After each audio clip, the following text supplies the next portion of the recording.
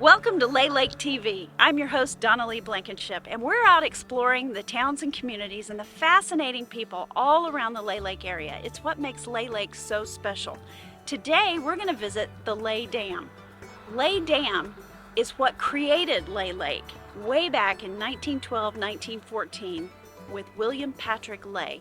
He's the creator, and that's how Alabama Power got started, which is just amazing to me. It's right here in our community, all this history, so I want to go find out about it. Come on, let's go check it out. We're here with Noel Harrison, the plant supervisor at Lay Dam here in Clanton. And Noel, this is really where it all started, right? Lay Dam was created, and that created Lay Lake, and this is where Alabama Power started. What can you tell us about the history, about, this facility? Okay, 1912 is when they started construction here of Lay Dam, and in a 2-year period they were able to get the plant built and had one unit generating electricity in a 2-year period, which, if you think about that, 12 years ago now, that's really fast, and a lot of work was done with a lot of people. And during that time, between Montgomery and Birmingham, right here was the biggest settlement of people. It was about, I guess you say, the biggest city between Birmingham and Montgomery was right here at Lay Dam, with all the people working and building this plant. Wow, so they basically created a whole city around just the construction. They did, and when it was finished, everyone that worked here, we had what we called a village area out back over here where everyone lived and worked here. So you walked to work, had a store, school, everything you needed back in that time to survive was right here on site. So it was a really good community for everyone that worked here. That's awesome. And from my understanding, it was not a heavily settled place ahead of time, so the lake building up didn't actually displace that many people, did it? Do you know anything about that? No, not that I've been told. No, it did not. Like I said, Chilton County in this area was sparsely populated at the time, so yes, not a lot of people. Still, it's not a big county when you compare it to Birmingham, Jefferson, Shelby, Montgomery counties, but it's growing every day. Absolutely. And Alabama Power does such a great job of taking care of the natural resources in the area, the wildlife, all that. And so actually, your presence here is helping the area, wouldn't you say? Oh, definitely. And the main help is with, all the recreational that people enjoy on the lake. If you come out here any day, especially in the summertime, weekends, it's full of people in the pontoon boats out, riding, pulling tubes, skiing, jet skis, just having fun swimming in the lake, enjoying it. Bass tournaments. You can't forget, there's like a gazillion bass tournaments. On Lay Lake is all the time. There's a bass tournament, seems like, going on. Had a big one here, a national one, about a month ago now. A person from here in Clanton won that tournament. Really? Yes, I forgot how much endorsements and money he won from the tournament, but it was a big time tournament. Big deal. Yes. It's a big deal. Well, I'm just so impressed with the facility, and I can't wait to see a little bit more of it. And for somebody like me, like I take my electricity for granted. If I paid my bill and I flip my switch and the light comes on, I'm happy. I don't think about it anymore. But this is actually generating power for Alabama Power. Explain it like to a 5th grader. How do you create power here? Right. The real simple version is this right here. We take water into the plant. It runs basically just straight through the plant, and when it runs through the plant, I have like a big boat propeller, we call a turbine, that spins in the water, and by it spinning, it's connected to a magnet on the shaft, and when that shaft and magnet spins, that forms the electricity. It comes out to everybody's homes in this area.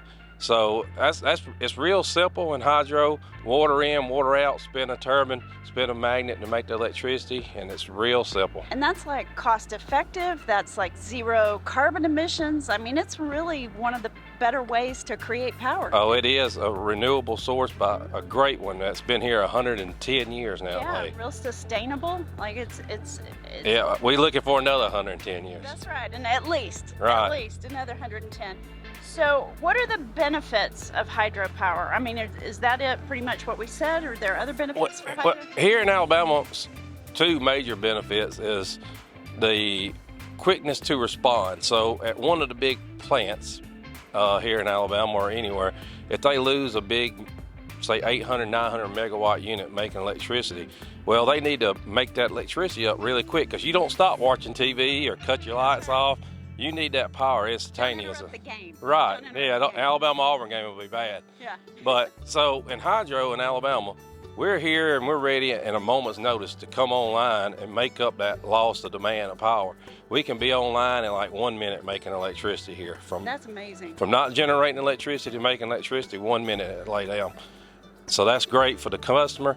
Also, another thing is we are here for the transmission side of things, helping with the VARs and keeping it in line. So they use us for that and the generators here at Lay. But that's our two main resources, or what we help out with the company. Yeah. Now, what do you personally like to do on the lake? Do you come out and take advantage, or is this just work, or do you get to have any fun on the lake? Sometimes I have fun. I'm here every day, Monday through Friday. But yes, out here on Lay and Mitchell, I'm out on those not very often, but every now and then during the summertime, I'm out on the boat with somebody. I grew up here in the county, so I've been familiar with this area my whole life. So it's a great place to live and work. Now, this is a question my husband and I talk about all the time. Like, this was not a job that was a career day in high school. Like, you didn't go up to the booth and they say, hey, you want to be supervisor of a dam. How did you get into this kind of job? Well, I first started with Alabama Power at EC Gassing up in Wilsonville at the steam plant. I worked there about 7.5 years. Started there in summer of '06, and I left there January of 2014. And I came to Mitchell Dam for about a year, and went to Bowden Dam, which is down there with Wetumpka, for about 6 months. And then I've been up here at Lay Dam ever since July of 2015. Wow, since 2015? 2015, yes, ma'am. So I've enjoyed all my time here. I got a great crew, great people that work here every day. What do you love about working here? The location, definitely. Yeah, I mean, it's a gorgeous day outside today. And to look outside your office at all this beauty behind you, I was wondering if you take it for granted, or do you get used to it, or is it still like, wow? No, you won't never get used to it, because coming here every day, that's a good thing. You're not at the corporate setting. I say inside. I can be inside, or I can be outside. I'm able just to, you might well say, roam the free all through the plant at any time and see what's going on, checking on people, checking on equipment, visitors like y'all coming today. I deal with people like that every day coming here. So it's a great job. Keeps me on my toes. Awesome. Now, is there an app or something where people can find out what's going on at the dam? Is there a? Yes, there's an app online. Most people know about it, mainly all the fishermen I know. They check it all the time to see when I'm generating units, because the fishermen, they love it when the units are generating down below the plant. They pull up on their boats and are fishing and everything. So yeah, it can give you the lake levels. Also, like I said, when I turn on turbines and when they go off here. So all that's out there for the public to see on all 14 dams in Alabama. That Shorelines? That's right, Shoreline. Okay, so you can download the Shorelines app and know about the water levels and all kinds of things going on at the dam. And then, now my aunt lived on Lay Lake, and she would talk about times when y'all would lower the water and people would do all their, construction, right, fixing their piers and things. Is that something you find out on Shorelines, like when it's really going to be low and you can work, or how do they find out? Yeah, well, we advertise that a lot. It just happened this past October. So for us on the Lower Coosa, and the Lower Coosa is Lay Lake, Mitchell Lake, and then Jordan Lake. All three of us are run-of-the-river lakes, which means our lake levels never move. And that's not like a lot of lakes where they fluctuate 15, 20 feet based on the time of the year. Right. But, here at Lay, really, we don't really move 6 inches, if that much, right, all through the year. So that's good and bad, I guess you could say. But good if you live here, because you got a constant water supply. You don't have to worry about walking out on your dock and it's on the ground. Right. You're always have water any time of the year. Right. Now, when you want to do maintenance and work on piers, I understand all that too. You have to wait, and it's a 5-year wait. Oh, it's only once every 5 years? Once every 5 years, the lake comes down, and it, like I said, it just happened in October this past year. So you'll be 4.5 years from right now, unless something happens. Save up. To when that time comes again. And normally for Lay, it's about 3 good feet is what it comes down. and then you're roughly 2 weeks to get everything done that you need to do. Now, just out of my curiosity or my ignorance, why do you do that? Why do you lower it? And I mean, why are you guys doing it? I know it's helpful for them, but why are you doing it? For them. Oh, give really? you the opportunity, because like you said, people need to make repairs on their docks or seawalls or whatever. So it gives them opportunity by us lowering it to let them work on stuff. And I hear there's a lot, as far as wildlife, there's a lot of bald eagles out here. Have you seen them? Yes, we have them over here. I probably see at least one day a week. Really? On the Coosa County side of the dam here, you can see one flying around. Well, I've heard there's sightings all up and down, so I'm just fascinated by the bald eagles. That's pretty exciting.